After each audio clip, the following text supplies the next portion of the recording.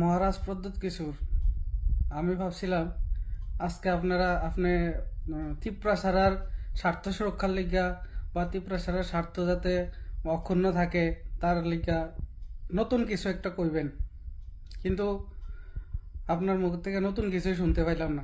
আপনি আগে যাই কথাগুলা কইতেন, এই কথাগুলাই শুনলাম। কি হইল? আপনি কি কইলেন যে ৭৫ বছরের সরকার কি হয়েছে, তিপ্রাসারার এত অনুন্নত কেন? তারপর আরেকটা উল্লেখ করছেন যে আপনার বংশ ১০০০ বছর ধরে ত্রিপুরাতে রাজত্ব করছে। দেখেন, আপনি নিজের কথাতে নিজে ফাঁসে যাইতেছেন। এখানে ১০০০ বছর যদি আপনার বংশ রাজত্ব করে, তাইলে ৭৫ বছরে তো আর নিশ্চয়ই কোনো একটা গোষ্ঠী, জাতি গোষ্ঠী গরিব হইয়া যায় না, ঠিক না? কোনো একটা জাতি গোষ্ঠী ধনী হইতেও যেমন সময় লাগে, গরিব হইতেও তেমনই সময় লাগে। তো আপনার রাজবংশ ১০০০ বছর রাজত্ব করে কি করছে, কি উন্নতি হয়েছে তিপ্রাসারার?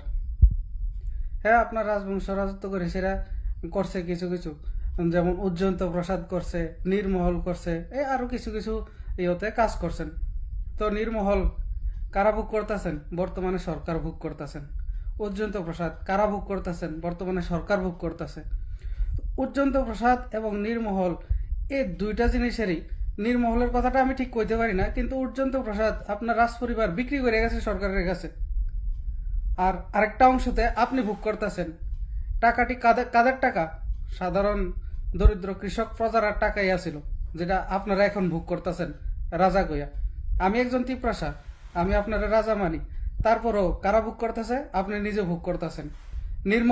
নির্মহল লইয়ে সেটা কথা কইতেছি। এবার নির্মহল লইয়ে সেটা আপনি আজকের থেকে ৪-৫ বছর হইব সম্ভবত ঘটনা, আপনি নির্মহল নিয়ে সেটাও কেস করে রাখছেন রাজ্য সরকারের সাথে। এবার এই কেস হয়তো সুপ্রিম কোর্টের মধ্যেও গেছে। আপনি নির্মহল আপনার রাজ পরিবারের এখতিয়ারের মধ্যে আছে, আপনার বংশের, এটা আপনি নিজে চাইতেছেন কয়েছে। কার লিগা চাইতেছেন? এটা সাধারণ জনগণের লিগা? একদমই না। আপনি এমন ভাবে কথা কইতেছেন, একদম भावनाओं में बह के কথা কইতেছেন। ऐसे भावनाओं में बह के नहीं होगा। उलट पलट क्यों बोल रहे हैं आप? जो बोलना है खुल के बोलिए।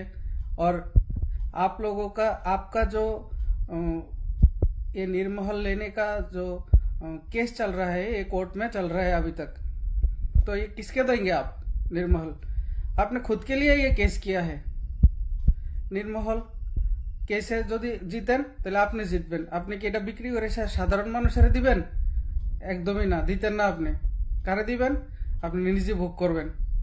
তো ১০০০ বছর আপনি এভাবে কইলে হইতো না। ১০০০, হ্যাঁ আমি মানতেছি ১০০ বার যে হয়তো জনজাতির উন্নতিতে কিছুটা ব্যাঘাত ঘটছে, একটা সময় কম হয়েছে, পরবর্তী সময় দেখা যায় এখন হইতেছে আস্তে আস্তে। যে কাজটা হয়েছে না বিগত ২৫ বছর, এই কাজটা এখন হইতেছে।